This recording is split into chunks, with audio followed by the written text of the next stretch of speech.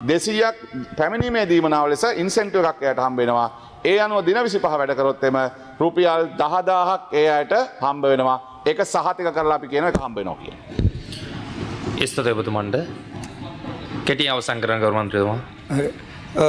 கௌரவ அமைச்சர் அவர்களுக்கு நான் ஒரே ஒரு விஷயம் தெளிவுபடுத்தி ஆகணும். அதில் கூட்டப்பந்தம் மூலியமாக தான் சம்பளத்தை அதிகரித்தோன்னு சொன்னீங்க. ஆனால் அது ஒரு தவறான விஷயமாகும். ஏன்னா கூட்டப்பந்தம் ரத்து செய்யப்பட்டு கிட்டத்தட்ட 5 வருஷத்துக்கு மேலே ஆகுது. இது வந்து கூட்டப்பந்தம் மூலியமாக செய்யல, சம்பள நிர்ணய சபையின் ஊடாக தான் செஞ்சோம். அதே நேரத்தில் நான் மறுபடியும் சொல்கிறேன், நீங்கள் கட்டாயம் கொடுப்பீங்கன்னு எனக்கு நம்பிக்கையே இருக்குது. ஆனால் அதே நேரத்தில் உங்களுக்கு ஏதாச்சும் பெருந்தோட்ட நிறுவனங்கள் மூலியமாக அழுத்தங்களோ இல்லாட்டி அவங்க வளமையாக பண்ணுற கபடத்தனத்தையோ பண்ணால் எங்களோட முழுமையான ஆதரவு இருக்குன்னு தான் நான் சொல்ல வரேன். ஆனால் அதுக்காண்டி ராஜினாமா செய்யணும்னு சொல்கிறது ரொம்ப අවසන් කරන්න ගෞරවන්ත. අමාත්‍යතුමා කෙටි. කරනවා. තත්පර 30යි. නෑ මන්ත්‍රීතුමා මේක තමයි ප්‍රශ්නේ. සාමූහික ගෙවසුම වෘත්තීය සමිතිය අවුරුදු 5ක් සාකච්ඡා නොකර හාම්පුත් එක පැත්තක හිටියා. වෘත්තීය සමිතිය අපි එක පැත්තක මේක ඇද හිටියා. ඒක හරිනේ. ඒගොල්ලෝ මේක සාමූහික ගෙවසුම අස්සම් කරන්න ආවේ නෑ පඩි ප්‍රශ්නේ නිසාම. හැබැයි සාමූහික ගෙවසුමක් නැතුව ගියාට පස්සේ අවසානයේ පඩිපාලක සභාවට ඇවිල්ලා තමයි එකඟ වුනේ. හැබැයි 1350ට. ඒ නිසා ඔබතුමා කියනවා වගේ අපි බලාපොරොත්තු වෙනවා. මේ 200 නිශ්චිතව බේසික් එකට වැඩි වෙනවා. ඒ වගේම ඊතර රුපියල් 200 ආණ්ඩුවෙන් දෙනවා.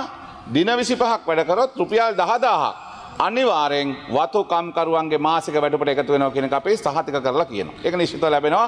නොලැබුණොත් ඒ සටනට ඔබතුමාටත් ආරාධනා කරනවා. කාලය පිළිබඳ ප්‍රශ්නයක් තියෙනවා ගෞරව මන්ත්‍රීතුමා. 25 நாள் வேலைக்கு வந்தால் சம்பளம் கொடுக்கப்படும் சொல்கிறீங்க. 25 நாட்கள் பெருந்தோட்ட நிறுவனங்கள் வேலை கொடுத்தா நம்ம கட்டாயம் வேலைக்கு வரும். கவலையே படாதீங்க. நன்றி. හරි ස්තුතියි ඔබතුමන්ට. මීළඟට අම්බිකා සැමුල් ගරු මන්ත්‍රීතුමා මන්ත්‍රීතුමිය විනාඩි 4ක් කාලයක් ඔබතුමිය.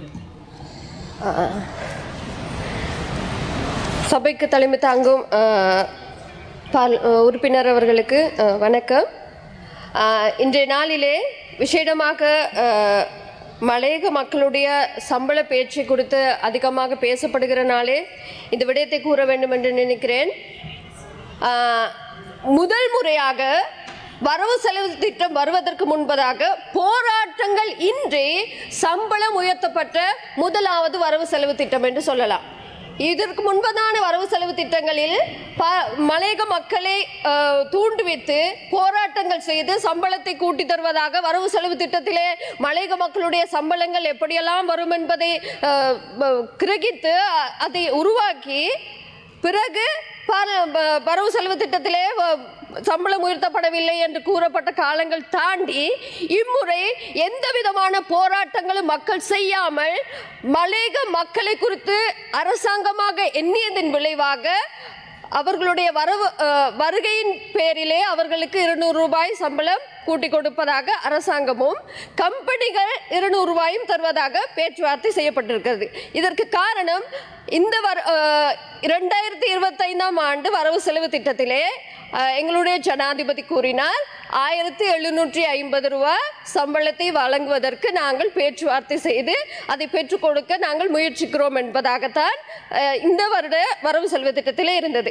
2026வது வரவு செலவு திட்டத்திலே அதற்கான நடவடிக்கையை 1 வருட காலங்களாக 9 மாதங்களாக பேச்சுவார்த்தைகளை செய்து முடிவெடுத்துதான் கம்பெனிகள் இன்று 200 ரூபாய் கொடுப்பதற்கு தங்களுடைய அனுமதியை கொடுத்திருக்கிறார்கள்.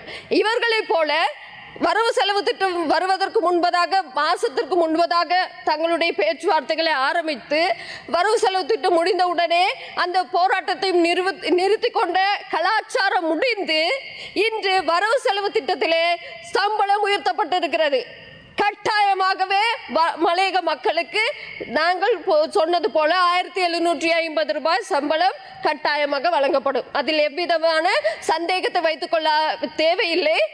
எதிர்கட்சியில் இருக்கிற பாராளுமன்ற உறுப்பினர்களோ அவர்களுடைய வரவு செலவு திட்டம் அல்ல, இது தேசிய மக்கள் சக்தியினுடைய வரவு செலவு திட்டம். இன்று எனக்கு முன்பதாக கரைத்த பாராளுமன்ற உறுப்பினர் கூறினார், மலையக பகுதிகளிலே பாதைகள் நிர்மாணிக்கப்படவில்லையா? இன்று காப்பட் பாதைகள் போடப்படுகிறது மலையக பகுதியிலே. வர சொல்லுங்கள் பதுளை மாவட்டத்துக்கு. நாளைய தினம் தம்பேத்தன ஹபுத்தலை பாதை காப்பீட்டிடப்படுகிறது. 400 மில்லியன் ரூபாய் செலவிடப்பட்டு பூனாகலை பண்டாரவில பாதை காப்பீடப்படுகிறது. கோணமுட்டாவ புறக்கணிக்கப்பட்ட பாதைகள் இன்று காப்பீடப்படுகின்றது. அது மாத்திரமல்ல, இவர் சொன்னார் வீடுகள் ஒரு செங்கலேனும் வைக்கவில்லையா. ஐயா, நான் நேற்று முன்னே நாள் சென்று பார்த்தேன். வினாடி காலையாய் கருமன்றித்துமே வினாடி சென்று போய் பார்த்தால் இவர்கள் கட்டிய வீடுகளிலே அந்த மக்களுக்கு கீழே சிமெண்ட் போடுவதற்கு கூட பணம் இல்லை, ஒதுக்கப்படவில்லை. தரமற்ற வீடுகளை கட்டி கொடுத்திருக்கிறார்கள். அந்த பாவத்தை நாங்கள் சுமக்க வேண்டி இருக்கிறது. நீங்கள் பொங்கல் கபறுகளுக்கு நாங்கள் கட்டி கொடுக்கிற தேசிய மக்கள் சக்தியால் கட்டி கொடுக்கப்படுகிற வீடுகளை அதன் தரத்தை பார்த்துவிட்டு நாங்கள் ஒரு செங்கல் வைத்திருக்கிறோமா, 50 வீடுகள் எத்தனை தரமான வீடுகளை கட்டி வைத்திருக்கிறோம் என்பதை சென்று பார்த்து வாருங்கள். மக்களுடைய வரி பணங்கள் சரியான முறையில் மக்களுக்காக பயன்படுத்தப்படுகின்ற காலம் தான் இது. எனவே மலையக மக்கள் பயப்பட தேவையில்லை. சொன்னது போல அவர்களுடைய வேதனைகளை அறிந்த நல்ல தலைவர்களை, நல்ல உறுப்பினர்களை அனுப்பியிருக்கிறார்கள். தேசிய மக்கள் சக்தியாக நாங்கள் இணைந்து மக்களுக்காக வேலை செய்து மக்களுடைய நலனுக்காகவே வேலை செய்கிற ஒரு ஆட்சியாக அவர்களுக்காகவே அமைக்கப்பட்டிருக்கிறது. எனவே கூறி விடைபெறுகிறேன். நன்றி, வணக்கம்.